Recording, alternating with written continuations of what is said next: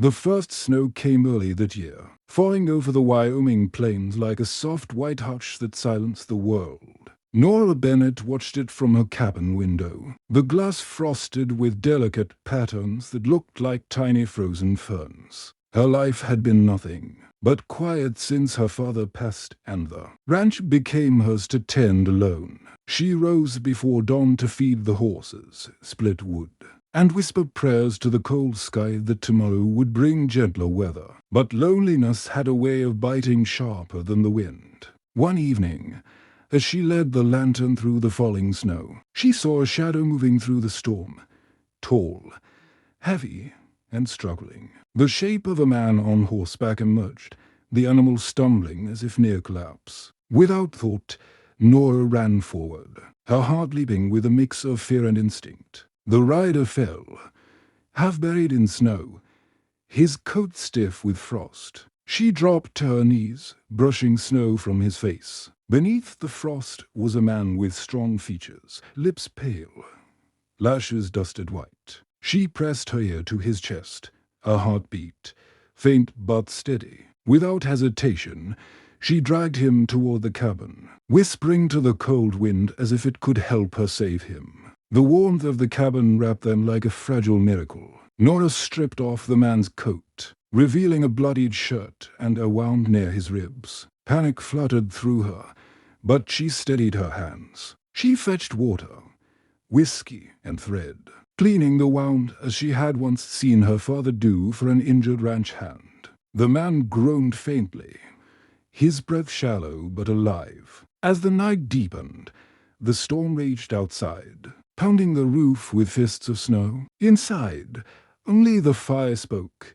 snapping and whispering secrets in orange light. Nora sat near him, her shawl pulled tight, watching his chest rise and fall. She found herself tracing the lines of his face with her eyes, the square jaw, the faint scar near his temple, the quiet strength even in unconsciousness. "You'll live," she murmured, as if the words themselves could promise it. When morning came, his eyes opened, deep blue, sharp as the winter sky. He blinked, disoriented, then looked at her with confusion and gratitude mingled. "You saved me," he said hoarsely. "Name's Cole Avery." His voice sounded like wind through pine. Nora smiled softly. "Then you're the storm your life," she said. "It brought you here." The days that followed were wrapped in white silence. The snow buried the world in stillness, trapping Nora and Cole together in a fragile kind of peace. He healed slowly by the fire, his strength returning like the shy warmth of early spring. Nora cooked, mended, tended to the animals, yet every sound, every heartbeat in that small cabin felt doubled, shared. Cole would watch her quietly as she moved, the firelight painting gold across her hair. Sometimes their eyes met, and the world outside disappeared into snow. He told her little about his past, only that he had been a man of law once, before betrayal had turned him into a wanderer. She didn't ask more. Pain had its own language, and she could read his. At night, when the wind howled against the walls, they spoke softly, of lost years, of things they never said to anyone else. And in that soft exchange, something unspoken began to bloom. It was not sudden, not fierce. It was tender, hesitant, like a rose opening beneath snow. As the storm stretched on, Nora began to lose count of the days. The world outside seemed made of silence, snow piled higher than the fence rails. The horses huddled in the stable, the sun a pale ghost behind endless clouds. But inside the cabin, warmth lived in every flicker of the fire and every glance that passed between them. Cole grew stronger, though he still winced when he moved too quickly. Sometimes she'd find him staring out the window, eyes distant, lost in a memory too heavy for words. One night, while she mended his torn coat, he said quietly, "You remind me of something I thought I'd forgotten." Peace. Nora looked up, startled by the softness in his tone. "Peace?" she asked. "You think that's what this is?" He smiled faintly. "No, This feels more like home. The words stole her breath. She turned back to her stitching, her fingers trembling slightly. Outside, the wind sang through the pines. But inside, another kind of song was building. One born not of notes, but of glances, sighs, and the quiet thrum of two hearts learning to beat together. Each evening, they would sit beside the fire, the world beyond their cabin frozen in time.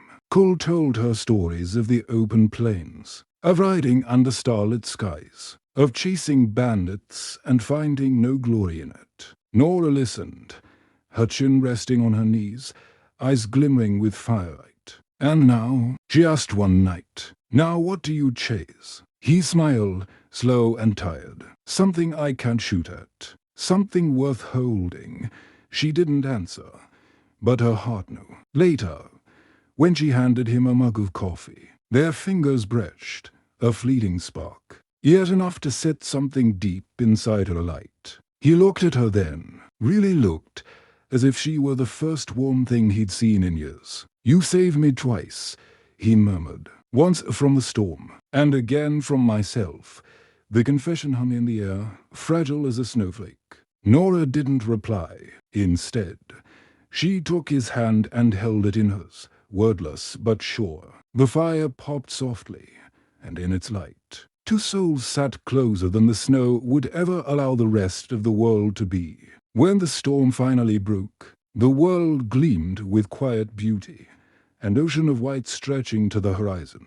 The air sharp and clean, but peace in the west was never built to last. That morning, Cole found horse tracks cutting through the drifts near the ridge. He studied them silently, his jaw tightening. "They found me," he said, more to himself than to her. "The men who tried to kill me." Nora's chest clenched. "Then we'll leave, ride east, find shelter." He shook his head.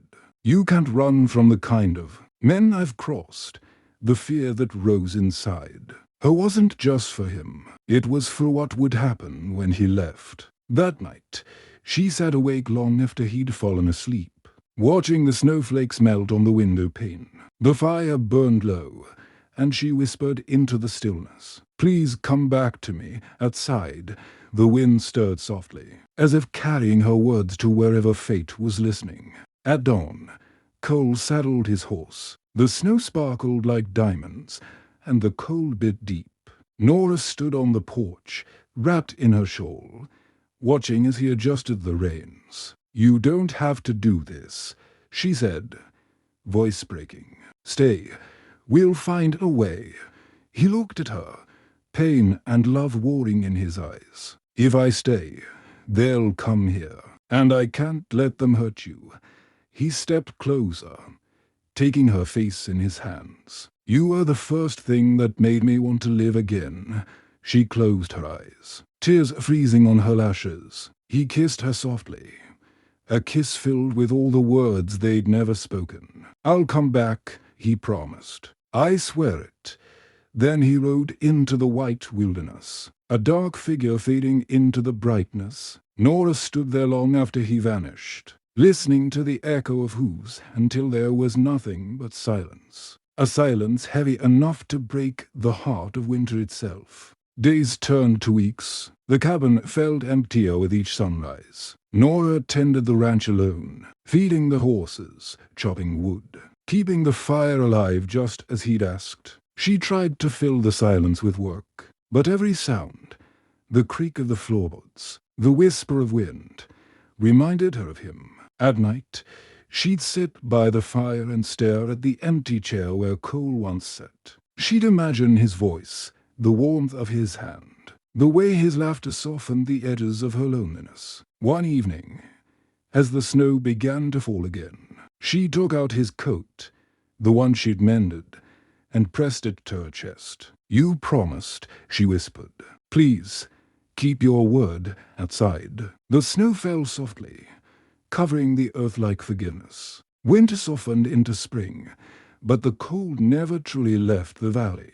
The snow retreated into the shadows of the hills. leaving behind muddy trails and new life pushing through the thaw. Yet inside Nora's heart, the ache remained constant, like the echo of a song half remembered. She had almost stopped watching the horizon when, one pale morning, a faint sound reached her, hooves striking frozen ground. At first, she thought it was her imagination, some cruel trick of longing. But then she saw him, a lone rider emerging from the fog, hat pulled low, coat torn and travel-stained. Her breath caught in her throat. "Cole," she whispered, the name trembling like prayer. He dismounted slowly, his movements weary but sure. "You kept the fire burning," he said, voice breaking with quiet emotion. She ran to him, her hands cold against his face, her tears warm. "You came back," he smiled, a small, fragile smile that held everything words could not. "Took me longer than I wanted," he murmured. "But I made it." The air between them shimmered, alive with all the longing that had carried them through the months apart. They stood there in the snow, holding each other as if the world itself might vanish if they let go. Valnem, the sky blushed pink with the promise of dawn. And for the first time, the cold felt like a friend, something that had tested them, shaped them, and finally delivered them back into love's arms. Seasons came and went, but the memory of that winter never faded. Cole stayed, not as a passing wanderer, but as part of the land and the woman who had saved him. Together they rebuilt the ranch, planted new fences, and filled the cabin with laughter that once seemed impossible. On nights when snow began to fall again, Nora would light the fire and rest her head on Cole's shoulder. "Do you ever regret staying?" she'd ask softly. He would shake his head, pressing a kiss to her hair. "You're my peace," he'd whisper. "The storm was just the road that led me." Here, the firelight would dance across their faces, casting golden reflections that mingled with the snow's pale glow outside the window. And sometimes, when the world grew still, they would hear the wind move through the pines. The same wind that once howled with loneliness, now singing a gentler song. A song that sounded like forever. In that quiet place on the edge of the West, love didn't roar or demand. It simply stayed, like a hearth that never died, a flame that outlasted winter. And whenever snow blanketed the fields, Nora would smile, remembering the night fate carried a half-frozen man to her door, and how from that storm their hearts had found spring.